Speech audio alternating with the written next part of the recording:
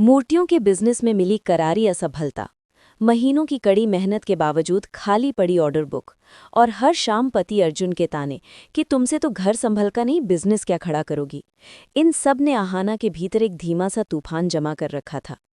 लेकिन असली घाव तो तब लगा जब पीसी माँ ने उसकी खोती हुई आत्मविश्वास पर चोट करते हुए हवेली में सबके सामने कह दिया था, अगर बहू को इज्जत चाहिए तो पहले इस नाकाम बिजनेस की नाटकबाजी बंद करे। अर्जुन इसे तलाक के पेपर भिजवा देगा, तब समझ आएगा असली औकात। उन शब्दों की चुभन ने आहाना के मन को भीतर तक खरोच दिया था। वो टूट चुकी थी, न केवल अपने संघर्ष से बल्कि उनसे भी जिनसे वो सबसे ज्यादा उम्मीद बांधे बैठी थी। आहत आहाना जब मायके पहुंची तो उम्मीद कर रही थी कि माँ उसे गले लगाकर कहेंगे, बेटी हम हैं ना। लेकिन वहां भी निराशा उसका इंतजार कर रही थी। उसकी माँ के स्वर में ममता से ज्यादा कड़वाहट थी।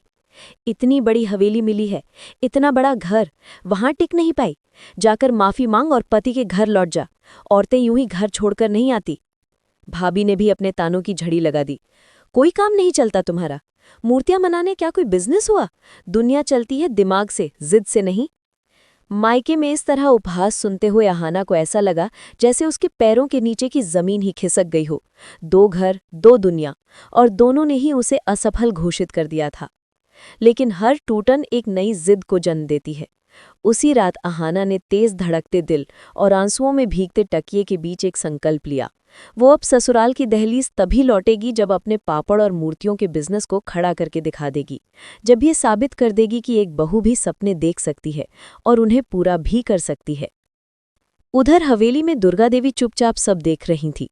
पीसी माँ की हरकतें, अर्जुन का अहंकार और आहाना की टूटती हुई हिम्मत, ये सब उन्हें भीतर से कचोट रहा था। वो जानती थी कि आहाना गलत नहीं, बस परिस्थितियों से जूझ रही है। और दुर्गा देवी ऐसी महिला थी जो किसी की मेहनत को यूं कुचलते नहीं देख सकती थी। उन्होंने गुप्त रूप से आहाना की मदद का फैसला किया।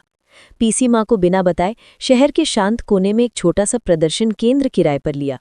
वो खुद वहां नहीं जाती थी, पर हर सप्ताह किसी न किसी बहाने से किसी विश्वसनीय नौकर के हाथ कुछ पैसे, कुछ सामान और कभी-कभी उत्साह भरे नोट भेज देती थी। हिम्मत मत हारना बहू, ये शुरुआत है। आहाना को जब ये एहसास हुआ कि बिना नाम बताए पर दिल से कोई उसका साथ दे रहा है, तो उसका आत्मविश्वास लौटने लगा।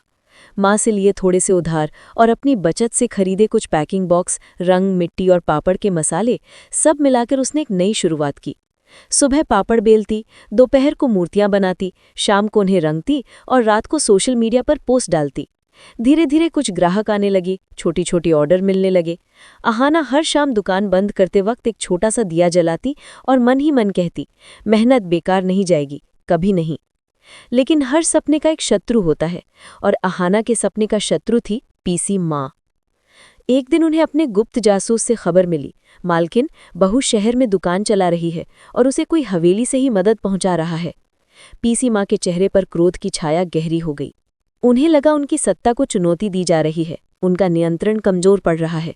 उसी पल उन्होंने अर्जुन को साथ लिया और गाड़ी सीधे उस प्रदर्शन केंद्र के सामने रोक दी। आहाना अपने ग्राहकों को मूर्तियों के बारे में समझा रही थी, तभी गेट इतनी जोर से खुला कि सब सन्न रह गए। पीसी माँ तूफान की तरह अंदर दाखिल हुई। ये सब क्या है? हवेली से पैसा ले जाकर अपनी अलग दुनिया खड़ी कर रही हो? हमारी इज्जत में इलाम करने चली थी? अर्जुन भी पीछे पीछे खड़ा था, चेहरा तमतमाया हुआ, पर अंदर कहीं शर्म से झुका हुआ। ये वो पल था जिसने पहले वाली आहाना को तोड़ दिया होता, लेकिन अब वो वही आहाना नहीं रही थी जिसे कोई तानों से चुप करा दे। आंखों में दृढ़ चमक लिए वो पीसी माँ के सामने खड़ी हो गई। ये नीलामी नहीं, ये मेरी मेहनत है, उसने स्थिर आवाज में कहा। पीसी माँ गुर्राई, एक बहू की हैसियत नहीं होती अपनी मर्जी से बिजनेस करने की? आहाना ने बिना डर के जवाब दिया, अगर बहू की हैसियत सिर्फ ताने सुनने तक सीमित है तो मैं वो बहू नहीं बनूंगी। मैं अपने पैरों पर खड़ी होना चाहती हूँ, और यही मेरी ससुराल और समाज का जवाब है। दुकान में खड़े ग्राहक स्तब्ध होकर ये टकराव देख रहे थे। पीसी माँ ने दांत पीसते हुए धमकाया, मैं इस दुकान को बंद करवा दूंगी, एक झटके में सब खत्म। आहाना ने पहली बार अपनी आवाज ऊंची की, तो कर दीजिए, पर याद रखिए मैं हर बार फिर खड़ी हो जाऊंगी, क्योंकि अब ये काम सिर्फ काम नहीं, मेरे आत्मसम्मान की लड़ाई है, आपकी साजिशों का जवाब है, और मैं ये बिजनेस सफलता की चोटी पर ले जाकर रहूंगी, चाहे दुनिया मेरे खिलाफ क्यों ना हो जाए। उस पल पहली बार भी पीसी माँ निरुत्तर हो गई। अर्जुन भी समझ नहीं पाया कि उसकी शांत सहमी हुई पत्नी कब इतनी मजबूत बन गई। लेकिन अहाना जान चुकी थी, ये लड़ाई अब उसके और उसकी किस्मत के बीच है, और इस बार जीत उसी की होगी।